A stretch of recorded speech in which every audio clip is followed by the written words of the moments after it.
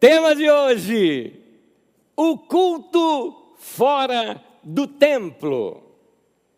Meu querido, a igreja existe sem reunião. Porque a igreja não é um templo no sentido humano, não é uma casa. A Bíblia diz: Deus não habita em templos feitos por mãos humanas. A igreja não é um lugar, a igreja é gente. A igreja, ela é o sal da terra, não o sal do saleiro. A igreja, ela é a luz do mundo. Ela não é a luz dos templos, dos salões de reunião. A igreja, ela é luz do mundo, ela não é o som do mundo. E luz do mundo, como está escrito nas Escrituras Sagradas, tem a ver com boas obras. É isso que Jesus está dizendo. Aliás, quem é o criador dessa frase é Jesus. Em Mateus, no capítulo 5, versículo 14 e 16, diz assim: vocês são a luz do mundo. Assim brilhe a luz de vocês diante dos homens, para que vejam as suas boas obras e glorifiquem ao Pai de vocês que está nos céus. É isso é a igreja. A igreja é essa luz que deve brilhar no mundo, e isso que brilha no mundo são essas obras que a igreja realiza.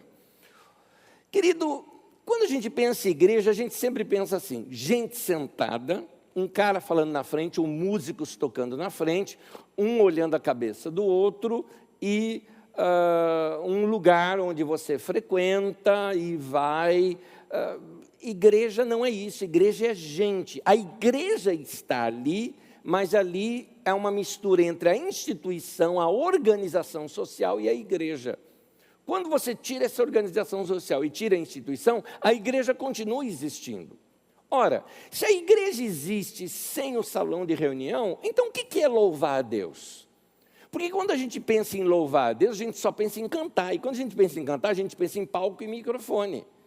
O que é servir a Jesus? Quando a gente pensa em servir a Jesus, a gente pensa em ir domingo na reunião da igreja. Será que é só isso ou tem outras maneiras de ser igreja, de servir a Deus e de louvar a Deus? Eu não estou desprezando a reunião congregacional, mas eu acho que nós supervalorizamos a reunião grande como se fosse a única forma de servir a Deus. Ela é uma forma de servir a Deus, mas não a única. Nós vamos ver na Bíblia o que é um culto a Deus e qual é essa adoração que Deus quer de nós. Quero ler com vocês um texto de Hebreus. No capítulo 13 do texto de Hebreus, na Nova Tradução, na linguagem de hoje, diz assim, versículo 16: não deixem de fazer o bem e de ajudar uns aos outros, pois são esses os louvores ou os sacrifícios que agradam a Deus. Note, os louvores que agradam a Deus é ajudar uns aos outros. Quando nós ajudamos pessoas, nós estamos agradando a Deus. São esses os louvores que Deus espera de nós. É essa oferta que Deus espera de nós. Por isso, 3 lições eu quero tirar aqui, que eu tenho certeza pode edificar a sua vida, e não só edificar, ela pode direcionar os teus passos. Primeiro, você cultua a Deus quando você ama as pessoas. Como vocês viram, Jesus ele nos ensina que se ouvirmos as palavras dele sobre o amor e nós praticarmos essas palavras de Jesus, o que vai acontecer é que diante de tempestades da vida, nossa casa vai ficar firme. Lembra aquele texto que Jesus fala, quando a gente ouve as palavras e as pratica, é semelhante a um homem que edificou a sua casa sobre a rocha? Pois bem, quando a gente pratica o que Jesus ensina, nossa casa fica firme. Uma igreja que pratica o que Jesus ensina, não vai cair diante dessa situação, vai permanecer firme nessa situação, porque Jesus ensina que a igreja deveria ser um grupo de pessoas que ama. Por isso, a igreja deveria ser o lugar mais acolhedor possível. Nós, como igreja, deveríamos ser pessoas acolhedoras, que ajudamos pessoas, que estendemos o nosso amor às pessoas. Quando as pessoas querem entender o Evangelho, quando elas querem entender os caminhos de Deus, as pessoas vão olhar para a igreja. Olha só o que diz 1 Coríntios 2,14. Quanto às coisas espirituais, aquele que não é cristão, não é capaz de entendê-las, porque elas são discernidas espiritualmente. Note que quando um não cristão ele olha para a igreja, ele enxerga tudo o que ele consegue ver sobre Deus. O homem natural não tem o Espírito de Deus e ele só compreende o que é visível. A parte visível dele, de Deus para ele é a igreja. A parte da igreja que ele vê é você. Então você, meu querido, vai passar a ser a Bíblia que essas pessoas leem. Quando a Bíblia narra a história sobre como viveram os primeiros discípulos de Jesus, como era a igreja, ela nos conta coisas lindas de como a igreja vivia. Olha, por exemplo, em Atos dos Apóstolos, capítulo 4, versículo 34 e 35. Diz assim: não havia pessoas necessitadas entre eles, pois os que possuíam terras ou casas as vendiam, traziam o dinheiro da venda e os colocavam aos pés dos apóstolos, que o distribuíam segundo a necessidade de cada um. Eu acho incrível o amor dessa igreja lá em Jerusalém. Eles chegaram a vender até as coisas extras que eles tinham. Claro, as casas continuavam tendo, porque as reuniões continuavam sendo nas casas. Mas eles vendiam o que demais eles tinham, porque eles queriam ajudar uns aos outros. Assim, ao longo da história da igreja, a gente pode ver que isso até não funcionou por muitos anos, mas só de ver essa ação de amor daquela igreja, isso impacta a gente. Como é que alguém consegue amar desse jeito? Como é que alguém consegue amar com tanto amor assim, como Jesus amou? Eles estavam cheios do Espírito Santo. E quem está cheio do Espírito Santo, o primeiro fruto do Espírito que a Bíblia cita é o amor. Era o Espírito Santo que estava produzindo neles essa vida de Jesus. Meu irmão, é para isso que existe o Espírito Santo na tua vida, para isso que Deus te deu o Espírito Santo, para ele reproduzir a vida de Jesus. Aliás, eu gosto de como Paulo chama o Espírito Santo, ele fala o Espírito de Jesus. Então, o próprio Espírito de Jesus habitando em nós vai nos fazer amar dessa maneira, como aquele povo amava e como Deus quer que a gente ama. Romanos capítulo 5, versículo 5 diz assim: Deus derramou o seu amor em nossos corações por meio do Espírito Santo que Ele nos concedeu. Interessante que a primeira coisa que o Espírito Santo vai gerar em você é o amor. Quem é cheio do Espírito Santo é cheio de amor. Se você não está conseguindo amar como Jesus amou, meu irmão, você precisa humildemente pedir para Deus, para que Ele te encha com o Espírito Santo. Aquele povo amou tanto, que eles não podiam ver alguém com necessidade, que prontamente já se propunha a ajudar e a amar pessoas. É por isso que eu digo, uma igreja cheia do Espírito Santo, um povo cheio do Espírito Santo, não fica jogando pragas, maldições sobre as pessoas, mandando fogo do inferno sobre as pessoas, desejando que gente vá para o inferno. Meu Deus do céu, que coisa! Gente que se chama cristão, que está entre os nossos ministros, colocou uma frase esses dias no Twitter dele: eu quero que vocês queimem no inferno. E se diz cristão. Meu Deus do céu, que é isso? É o diabo, não é cristão de coisa nenhuma. Para com isso. O cristão, ele transborda amor, ele ama a pessoa. O cristão tem o mesmo desejo de Deus, que quer que todos se salvem, que todos cheguem ao conhecimento de Jesus. Então, uma igreja que ama, uma igreja que segue a Jesus, uma igreja cheia do Espírito Santo, tem que refletir isso em obras sociais, em auxílio aos pobres, em auxílio aos necessitados. Portanto, discípulos de Jesus são praticantes do amor, exercem a caridade. Eu te pergunto, se você é discípulo, o que você tem feito por pessoas? Como está o seu coração nesse tempo? Meus queridos, tem algumas histórias na vida da gente que a gente guarda assim. Tem algumas na minha vida que eu olho para trás assim, eu olho para um menino de 14 anos, eu mesmo, aos 14 anos de idade. Mas eu olho para aquele menino de 14 anos de idade e eu quero hoje aprender com a simplicidade daquele menino. Eu me lembro muitos anos atrás, eu fui assistir um filme junto com um amigo meu de escola. Nós fomos assistir um filme que contava a vida de São Francisco de Assis, chamada O Irmão Sol, Irmã Lua, uma coisa assim, filmezinho ruim, como filme, mas a história do Francisco de Assis era fascinante.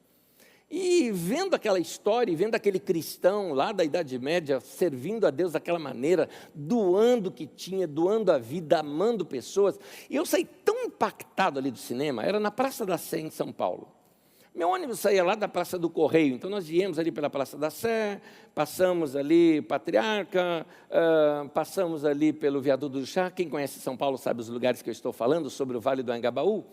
E naquele momento eu vi uma cena. Tinha um menino novo, 9, 10 anos de idade, um pré-adolescente.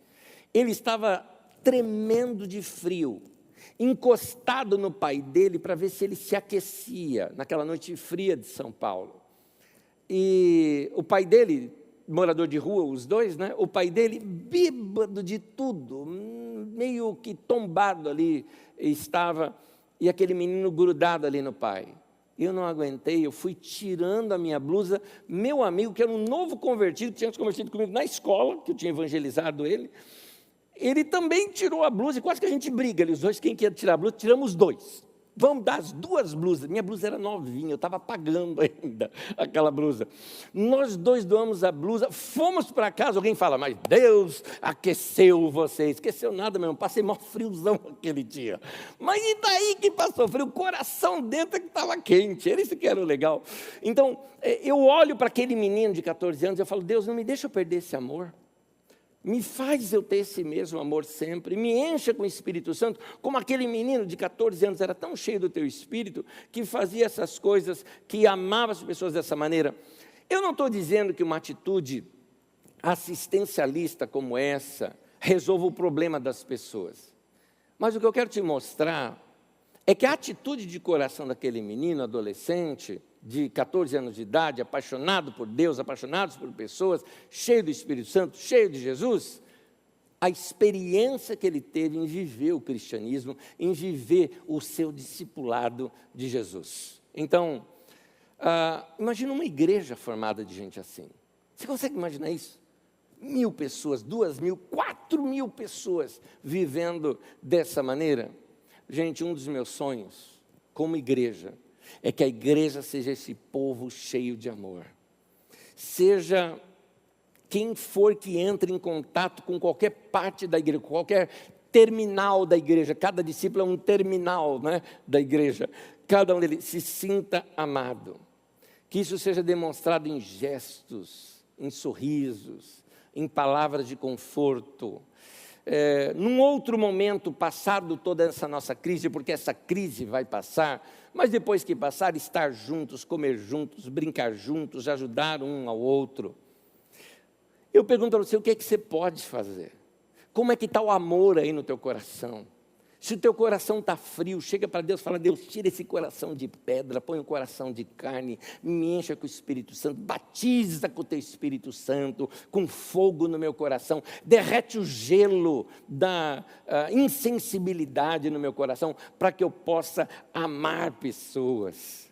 Eu fico fascinado quando eu escuto as notícias de irmãos da nossa comunidade que estão assim, telefonando para idosos, para conversar nesse tempo, para dar-lhes esperança. Alguns idosos estão isolados, porque a família não pode ter contato com eles, não pode beijar o netinho, não pode beijar alguém, não pode ganhar um abraço, e eles se sentindo isolados, e esses irmãos estão assim, pegando seus números, telefonando para eles. Eu recebi hoje mesmo um recado pela internet, uma pessoa muito assim, estava muito grata em dizer, falou, escuta, ligou alguém aqui, no nome da Carisma, conversou com a minha mãe, se interessou por ela, orou por ela, minha mãe chorava, eu chorei do outro lado, dizendo quanto amor que tem isso acontecido, que coisa linda que eu estou vendo na igreja. Gente, isso é a igreja.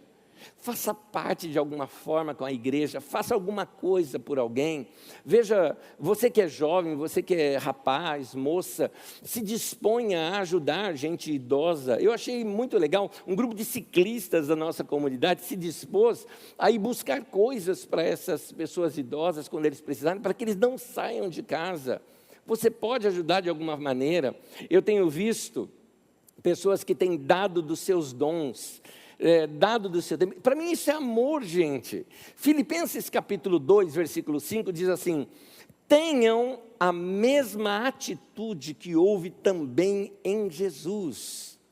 Meus queridos, está entendendo? O que Jesus faria? Tenha essa mesma atitude. Um povo que ouve uma mensagem como essa, começa a amar todo mundo. Ser parte da igreja, então, meu querido, não é frequentar reuniões de domingo. Ser parte da igreja é ser parte de um povo que ama. Se não ama, não faz parte da igreja. Mas se você não ama e quer fazer parte da igreja, pede agora para Deus encher teu coração do Espírito de Jesus. Eu tenho certeza que se a igreja vai amar, vamos amar mais, vamos nos doar mais uns pelos outros, vamos vencer o individualismo tão forte que existe na nossa geração. Esse é o primeiro conselho. Segundo conselho que eu quero te dar: você cultua a Deus quando você serve as pessoas. Servir. É interessante notar que uma das qualidades da maturidade é que nós procuramos ter mais qualidade de vida. Outra característica é que a gente não gosta de perder tempo. Perder o tempo, a gente se sente desperdiçando a vida. O tempo passa a ser visto para nós como um bem muito precioso. Então, se nós não queremos desperdiçar a vida, não queremos desperdiçar o tempo, a gente tem que saber investir direito. Como eu posso viver de um modo em que eu não venha me arrepender mais tarde? Percebeu o que eu estou te perguntando? Como que eu posso viver de um modo que no final da minha vida eu não venha me arrepender? Em que eu diga assim, valeu cada tempo gasto, valeu o tempo investido. De que modo eu posso viver? Tem algumas coisas, se você me permite eu reproduzir para você um pouco da minha experiência pessoal, tem algumas coisas que eu não me arrependo na minha vida, não me arrependo. Eu não me arrependo de ter servido a igreja. Uma pessoa uma vez me perguntou isso, falou: Anésio, eu te conheço desde jovenzinho, você sempre frequentava a igreja, e é verdade, às vezes eu acho que minha mãe me pariu dentro da igreja, porque eu só me conheço dentro da igreja, desde criança eu vivo na igreja. Eu sou de criancinha, de escolinha dominical, de tocar na bandinha, no órgão da igreja, virei organista com 8 anos de idade, aliás, com 5 eu já estava estudando órgão e tudo mais. Eu queria tocar, eu queria servir a igreja, eu queria servir a Deus, nunca me afastei do evangelho. Aliás, essa é a única vez que eu tive uma frustração, vou contar para vocês, a única vez que eu tive uma frustração foi o seguinte: a gente costumava fazer evangelismo de rua, e eu me lembro que no evangelismo de rua que a gente fazia, eu era um adolescente, né? Adolescente para jovem já tinha meus 17, 18 anos de idade, acho que 17 anos de idade. E no evangelismo de rua, a banda tocava, tudo mais, eu tocava ali com a banda e tudo mais. E daqui a pouco, o evangelista lá, né, pegava, dava o microfone para um e falava: dá o seu testemunho. E as pessoas que davam testemunho, era aquele coisa, né? Eu fui drogado, viciado, aí eu conheci Jesus, abandonei as drogas e todo mundo vibrava. O outro às vezes falava: gente, eu confesso para vocês, eu já fui um ladrão, eu já assaltei, mas Deus tocou no meu coração, mudou o meu coração. Um dia eu tentei voltar lá na casa onde eu roubei para devolver tudo para a pessoa, coisa linda de falar. E aí um dia jogaram o microfone na minha mão e falou: dá o seu testemunho. Aí eu cresci na igreja, eu nunca afastei da igreja, eu sempre amei a Deus. Parecia que não tinha nada fantástico para contar para as pessoas. Mas hoje, olhando para trás, eu digo: eu nunca perdi o meu tempo. Nunca perdi o meu tempo. E uma pessoa me perguntou: se você voltasse nos anos, você faria de que maneira? Eu faria tudo exatamente como eu fiz. Não me arrependo. Não me arrependo de ter passado minha juventude na igreja. Não me arrependo de ter me doado a vida inteira para serviço da igreja e servir as pessoas, servir a Deus, servir a igreja e servir o mundo. Não me arrependo disso. Não me arrependo de ter vivido uma vida apaixonada por Deus. Não me arrependo. Algumas coisas que eu acertei na vida, eu acho que eu acertei de ter procurado viver uma vida para Deus e envolvido com a igreja. Para mim, a minha vida era para Deus. Ponto. Não abandonava isso por nada. Eu não me arrependo também de eu ter sido sempre da paz. Sabia, eu nunca briguei, nunca tive briguinhas assim, nunca briguei na escola, nunca briguei no trabalho, essas coisas. Eu era da paz, nunca gostava disso. Outra coisa que eu não me arrependo de ter me dedicado à leitura e à busca do conhecimento. Você vai estar aí na tua casa, tanto tempo que você vai ter, se dedica à leitura. vai ler, vai se aprofundar, vai conhecer, vai viajar, vai fazer seus pensamentos viajar. E o que eu acho lindo da leitura é que a gente entra nos segredos da mente do autor. Olha que coisa! Eu estou entrando no conhecimento de uma outra pessoa. Eu acho fantástico isso na leitura. Não me arrependo. E tem uma coisa também. Eu procurei sempre me livrar rapidamente de qualquer coisa que eu percebia que impedia de eu subir na vida. Tinha alguma coisa que estava me impedindo de subir, eu tinha que me livrar rapidamente daquilo que eu queria subir. Não importava o que fosse. Eu queria crescer, eu fazia. Precisa mudar algo, eu vou mudar. É meu tempo, eu vou reajeitar. Estou sentindo preguiça em algo, vou ser disciplinado. Estou sendo relaxado, vou consertar. Estou com más companhias, vou deixar de lado. Preciso de mais estudos, eu vou fazer. Preciso de mais tempo de oração, vou orar. Era isso que eu fazia. Então, meu tempo servindo a igreja, servindo pessoas, foi uma das melhores coisas que eu já fiz na minha vida. Por isso, eu queria ler um pouco as Escrituras aqui e mostrar para você o que Jesus pensava disso. Em Mateus 20, versículo 25 e 26, diz assim: Jesus os chamou e disse: vocês sabem que os governantes das nações as dominam, e as pessoas importantes exercem poder sobre elas. Não será assim entre vocês. Ao contrário, quem quiser tornar-se importante entre vocês, deverá ser servo. Note, quem quiser, deverá ser servo. Interessante, grande e servo. Duas palavras que para Jesus andam juntas. Ser grande na vida está relacionado com o quanto nós servimos. Isso estava na intenção original de Deus. Qualquer pessoa que viver fora disso está desperdiçando a sua vida. Quem investir nisso, ou seja, em servir, será grande, como disse Jesus. E aí que está o ponto. Vamos para a prática? Quantas pessoas você está servindo? Uma boa pergunta para você é o seguinte: você serve dentro da sua casa? Nós estamos num momento em que a gente tem que se reinventar como igreja. É um tempo também que a gente tem que se reinventar como família. É um tempo que a gente tem que se reinventar dentro de casa. E a minha pergunta é: você está servindo dentro da sua casa? É importante, talvez, você nesse tempo, reconversar aí com a família. Dividir as tarefas do lar, todo mundo servir, todo mundo ajudar a limpar a casa, o banheiro, a cozinha, a sala. Faz parte da vida familiar tudo isso. Não vamos sobrecarregar uma só pessoa, vamos servir uns aos outros, mesmo dentro de casa. Outra pergunta: você está se doando para alguém? Fazendo algo por alguém? Melhor ainda, você está se doando para alguém que não tem nada para te dar em troca? Porque quando você serve uma pessoa que pode um dia te fazer um favor também, é uma coisa. Eu estou falando daquela pessoa que você vai servir, vai se doar para ela e ela nunca vai poder te dar nada de volta. De que maneira você pode servir alguém sem sair de casa? Estou colocando bem no contexto em que nós estamos vivendo hoje. Olha só que coisa linda. Tem uma professora na nossa comunidade em que ela se dispôs a ensinar, a dar aulas de português para as crianças pela internet. Ela é professora, ela dá aula para as crianças, ela tem didática para isso, ela se dispôs a ajudar as crianças, e um detalhe, gratuitamente.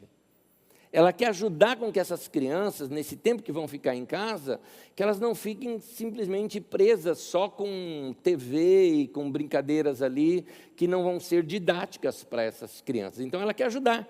De forma até divertida, ela vai ensinar essas crianças a se manterem conectadas com o ensino e crescer no ensino, e isso gratuitamente.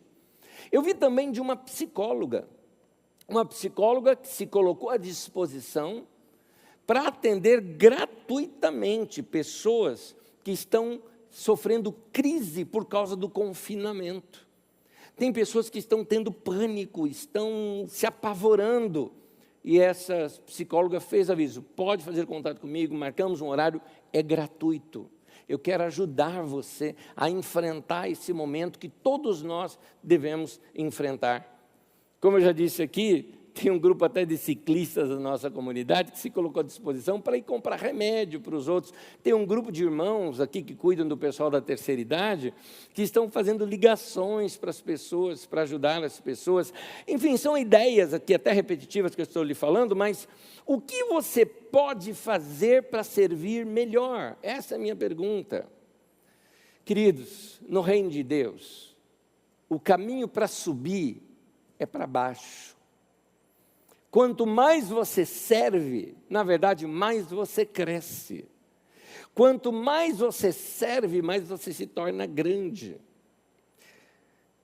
Tempos atrás, quando meu filho mais velho, me lembro, ele era pequeno ainda, eu fui pegar um brinquedo para ele. E quando eu fui pegar aquele brinquedo, a gente gostava tanto daquele brinquedo, mas por algum tempo, não me lembro por que razão, encostamos o brinquedo um pouco. Mas esquecemos de tirar as pilhas do brinquedo. Deixamos a pilha dentro. Quando eu peguei o brinquedo, não estava funcionando. Quando eu abri, as pilhas corroeram e vazaram. E elas não só tinham se estragado, como elas também estragaram totalmente o brinquedo. Por quê? Grava isso. É uma parábola. Porque pilhas são feitas para serem usadas. Da mesma forma, eu diria para você o seguinte: humanos foram feitos para servir. Quando você não serve, você se estraga. E quando você se estraga, você detona também pessoas ao seu lado. Quando você não serve, você fica amargo. E quando você está amargo, você derrama esse amargor nas pessoas que estão próximas de você. Quando nós não somos usados para servir a outras pessoas, iguais às pilhas, nós nos corroemos, nos arruinamos por dentro e ainda estragamos a vida das pessoas ao nosso redor também. Por isso que Paulo fala, no texto de Romanos, no capítulo 12, no versículo 1, diz assim: portanto, irmãos, rogo-lhes pelas misericórdias de Deus, que se ofereçam em sacrifício vivo, santo e agradável a Deus. Este é o culto racional de vocês. Note aí no texto que está sublinhado, que se ofereçam. Este é o culto. O culto é se oferecer. Qual é o culto que Deus quer de nós? Que você vem aqui no domingo, sente aqui nas cadeiras, ouve uma palavra, cante para Deus e vai embora. É esse o culto que Deus quer de você? O texto está dizendo, o que Deus quer de você é que você se ofereça para Deus. Se ofereça para servir. Esse é o culto agradável para Deus. Servir, meu querido, é o que dá valor para a vida. Não é o quanto você vive que importa, mas é o como você vive, entendeu isso? Não é o quanto você vive que importa, é o como você vive. Não é a duração da sua vida que importa, é a doação da sua vida, é isso que importa. Se você não vai usar a sua vida para servir, me diz, para que Deus te dá a vida então? Então, Deus te colocou no mundo para servir. A natureza humana não gosta de servir. A natureza humana gosta de ser servido. Mas isso é contra a natureza do cristianismo, do discipulado de Jesus. Porque o próprio Jesus falou, eu não vim para ser servido, eu vim para servir. E ele fala para a gente imitá-lo. Egoísmo e cristianismo são incompatíveis, não bate. Porque egoísmo é o contrário de amor. Então, você serve a Deus servindo pessoas. Quer servir a Deus? Sirva pessoas. Quer fazer um culto para Deus? Então cultue a Deus se entregando, servindo, usando o teu tempo, teu esforço para atingir pessoas. Deus mesmo vai recompensar aquele que o servir. Essa recompensa não é só aquela recompensa do último dia, que a gente vai para o céu, um dia vamos estar para sempre com o Senhor. Eu te garanto que se você servir melhor, você vai começar a colher os frutos dessa dedicação Imediatamente. Você vai perceber que diferença vai fazer na sua vida se você passar a viver para outras pessoas também. Terceiro e último. Você cultua Deus quando você valoriza as pessoas. Todo ser humano foi criado à imagem de Deus. Todo ser humano. E quando eu falo todo, é todo. Tem gente que pensa que quem tem a imagem de Deus são só aquele irmão que frequenta a igreja junto comigo. Não, não. Todo ser humano. Gênesis capítulo 1, versículo 27, ali mostra a humanidade. E a humanidade, sobre ela é dita, criou Deus o homem, aqui é a humanidade, esse é o sentido. Criou Deus a humanidade, a sua imagem. A imagem de Deus os criou, homem e mulher os criou. Homens, mulheres são a imagem de Deus. Existe algo da imagem de Deus em todo ser humano, não só nos cristãos. Portanto, em seus relacionamentos, que tal você procurar por este algo de Deus que tem lá dentro de cada pessoa? Fica a dica. Toda pessoa. Procure sempre ver o melhor que há nelas. E use aquilo para edificar sua amizade. Fique atento às pessoas. Pessoas não são coisas. Coisas se usam, pessoas não. Coisas são descartáveis, pessoas não. Quem ama coisa, se coisifica. Quem ama humano, se humaniza. As pessoas, elas têm sentimentos. As pessoas enfrentam problemas de saúde, problemas financeiros, problemas familiares, problemas emocionais. Pessoas precisam ser acolhidas. Nós ainda não sabemos o tamanho dessa crise, não sabemos. Como vão fazer? Eu fico pensando quando essa doença, porque essa doença atualmente é doença de rico, né? Vamos ser sinceros. Começou para quem viaja para a Europa, não é? Começou na classe média alta, agora está chegando na classe pobre. Eu lamento, tive um contato hoje de Moçambique, tivemos o primeiro caso por lá também. Eu fico pensando, meu Deus, o que vai ser desse povo? Ah, sim, mantenha suas janelas abertas, nem janela tem a casa. Como é que faz? Ah, use álcool com gel. Eles vão perguntar, isso é de comer? Eu fico pensando, o que vai ser desse povo? Então, as pessoas enfrentam situações, aqui no Brasil, aquelas pessoas que são ambulantes, que vivem do que vendem na rua. Quantas pessoas não têm vendendo coisas nos semáforos hoje, saindo do culto, na verdade, dessa apresentação que nós temos aqui pela manhã? Eu parei num semáforo, eu vi aquele rapaz que veio lá dando as balinhas dele, e quase nenhum carro na rua.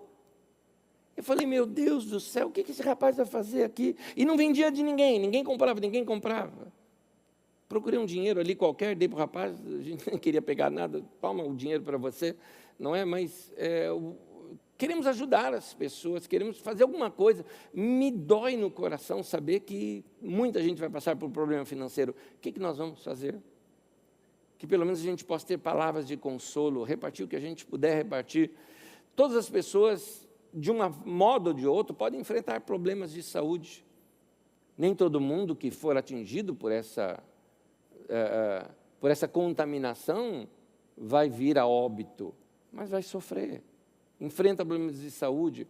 Outros problemas de saúde estão no mundo. Tantas outras gripes estão aí à solta. Aliás, problemas de outras cidades do Brasil não é nem o coronavírus, é a dengue. Está matando gente. Então, o que fazer? Pessoas, por exemplo, que não têm familiares para socorrê-las. Pessoas que não têm informação, não têm conexão. Pasme, domingo passado, por exemplo, nós estávamos aqui, só a equipe para poder transmitir este ao vivo aqui para você. Uma senhora querida nossa chegou aqui e ela não sabia de nada. Falei, mas você não sabia nem que a gente não teria reunião? Não, mas você não está sabendo do problema do coronavírus? Ela não sabia nem o que era isso. Quer dizer, uma pessoa totalmente exposta. E um detalhe, veio aqui para cá de ônibus. sem informação nenhuma. Nós estamos falando de São Paulo, um lugar que é cheio e cheio e cheio de informações. Eu ontem vi cenas, por exemplo, no Amazonas, que não tinha casos lá, hoje já temos muitos. Aqueles barcos cheios, as pessoas indo para os vilarejos, dormindo ali nas redes, às vezes leva 2 ou 3 dias de viagem de barco. Ah, meu Deus, o que fazer? Então, chegou o tempo da igreja acolher. Mas eu não sei o que eu posso fazer. Ofereça suas orações. Ore, meu irmão. Todos os dias ao meio-dia nós estamos nos reunindo para orar, onde estiver. Reunindo, entenda, nos conectando com Deus e sabendo que muitos outros irmãos espalhados nesse nosso Brasil estão orando também. Não é um projeto da Carisma esse, é da igreja, está todo mundo fazendo isso. Ore também, busque a Deus juntos. Se você tem contato com alguém, ligue para essa pessoa. As pessoas estão sentindo falta de bate-papo, falta de conversar, falta de gente. Já tem gente sentindo isso. Imagina isso se prolongando. Algumas pessoas falam algo em torno de que isso dure talvez uns 3 meses. Eu já vi gente, também do Ministério da Saúde, dizendo que pode se arrastar em 6 meses. Que difícil. Nós estamos na primeira semana, ou na segunda no máximo. Pessoas têm sentimentos, têm problemas de saúde, financeiros, familiares, emocionais. Mas o que eu e você podemos fazer? Servir. Sirva com suas orações. Liga para alguém, ore para aquela pessoa. É interessante, ninguém recusa oração. Ninguém. Chega para alguém e fala, eu vou orar por você. A pessoa, claro. Diga aos seus amigos que você vai orar por eles. Você tem amigos do seu trabalho, fala para eles, amigo, posso orar por você e para a sua família? Desenvolva aquele hábito de ter uma listinha de oração, põe na tua lista de oração, ore por eles. Faça as pessoas sentirem que elas são especiais. Eu me lembro, olha só, interessante, às vezes nós podemos fazer uma pessoa sentir especial com tão pouca coisa, mas eu quero te mostrar um outro lado da história, Às vezes nós estamos servindo alguém, tira da tua cabeça que você é superior porque você está servindo, porque não é. Jesus falou que quando você serve uma pessoa assim, é a Ele que você está servindo. Eu vou contar uma história que aconteceu comigo algum tempo atrás, eu acho que foi uns 2 anos atrás. Eu estava em casa estudando, era um sábado à noite, minha família não estava ali, e eu estava estudando e me preparando exatamente para a nossa reunião de domingo. Então, aquele silêncio em casa, escutei os cachorros do vizinho ali, né, da cachorrada toda que tinha ali, latindo e latindo, e eu escutei um barulho muito próximo do meu portão. Imediatamente eu achei que fosse um pichador. Eu falei, eu preciso assustar esse cara. Então eu peguei, saí ali, fui abrir o portão repentino para dar assim de cara com o cara, para ver se eu assustava ou algo parecido. Era alguém mexendo no lixo. Rapidamente eu consegui fazer a leitura, questão de segundos, era o lixeiro. Alguém do caminhão do lixo vinha na frente organizando os lixos para que na vinda dos demais fosse mais rápida a coleta do lixo enquanto o caminhão passava. Naquele momento que eu dei de cara ali com ele, eu mudei imediatamente, e num tom até manso, né? Eu falei assim para ele, agradeci o trabalho dele, falei, desculpa se eu te assustei, por favor. Eu achei que fosse um pichador ou algo parecido, mas vi que alguém tão nobre como você, muito obrigado pelo seu trabalho. E aquele moço que tinha assim, uma aparência de alguém fechado, que não é de papo, na hora, ele abriu o sorriso dele. E aí eu perguntei o nome dele, e quando eu perguntei o nome dele, eu falei, qual que é o seu nome? Né? Genivaldo. E ele se sentiu assim, valorizado, sorriu novamente, e eu disse para ele, olha, eu estava aqui estudando tudo mais, sabe o que ele fez? Ele me abençoou, ele falou, que Deus te abençoe, que desejo sucesso na sua carreira e nos estudos que o senhor está fazendo, isso é muito importante para todos nós. Gente, era Jesus me abençoando através da vida daquele rapaz. Era Jesus ali. Era eu servindo a Jesus naquele momento, dando para aquele rapaz honra, era Jesus retribuindo com bênção sobre mim. Ambos sorrimos, dei tchau, perguntei se ele queria uma água, alguma coisa, disse que não queria nada, e eu fui para casa orar pelo Genivaldo. Meu querido, ame as pessoas, sirva as pessoas, valorize as pessoas. E eu quero terminar com a leitura de um texto bíblico. Esse texto das Escrituras Sagradas, que se encontra no livro de Mateus, no capítulo 25, do 35 a 40, eu vou fazer uma leitura daquela tradução chamada Bíblia à Mensagem. Olha que lindo que está esse texto de Jesus. Eu estava com fome e vocês me alimentaram. Eu estava com sede e vocês me deram de beber. Eu estava sem casa e vocês me deram um quarto. Eu estava com frio e vocês me deram agasalho. Eu estava doente e vocês me visitaram. Eu estava preso e vocês vieram me ver.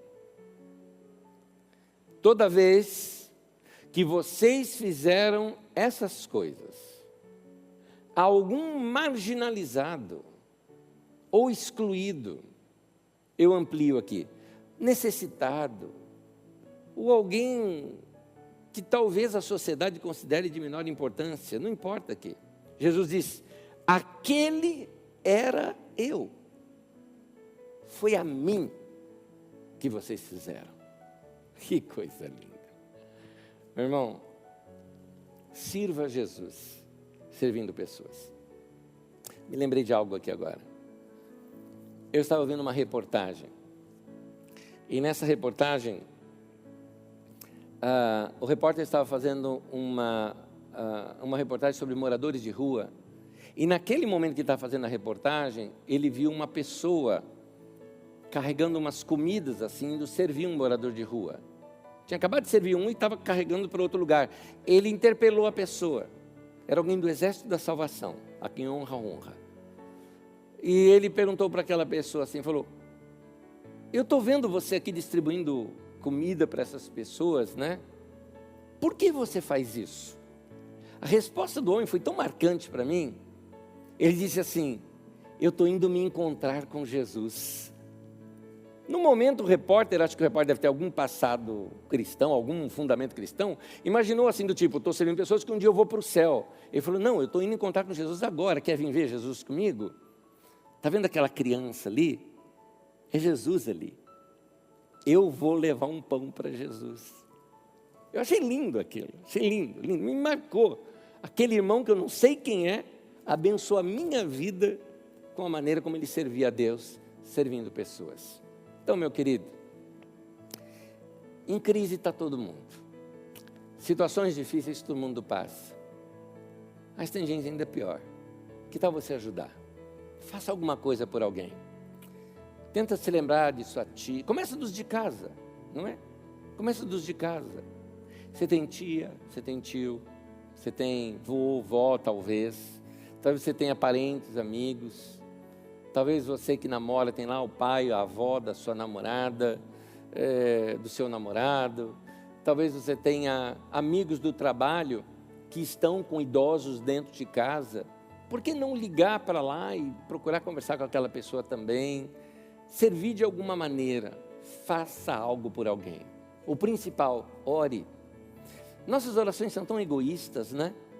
O tempo todo é eu. Pai meu que está no meu céu, santificado seja o meu e o teu nome. Tem muita gente que está quase orando assim, mas Jesus ensina, é Pai nosso, é o pão nosso de cada dia. Então, vamos chegar para Deus hoje e falar, Deus, muda meu coração. Nesse tempo de tanto perigo que nós estamos vivendo, eu estava tão preocupado só comigo, só com a minha família. Que o Senhor mude o meu coração para que eu possa também ajudar pessoas, tocar vidas, abençoar outras pessoas, levar o teu evangelho também para outras pessoas.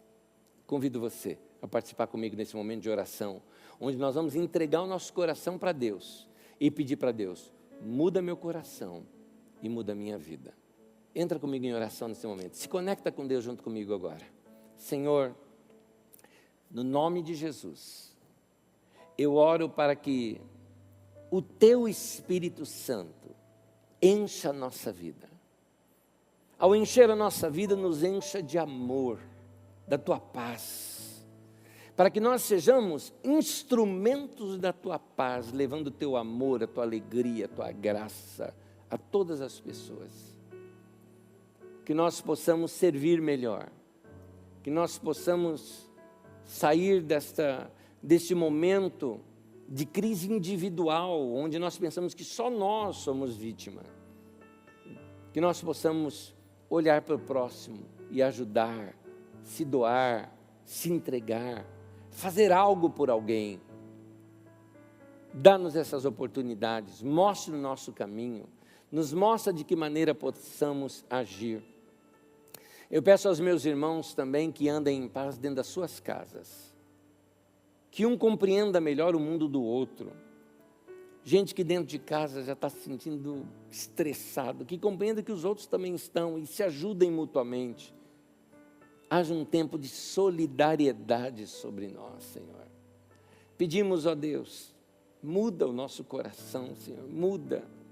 Tira o egoísmo da gente, o egoísmo nos destrói. Tira isso do nosso coração.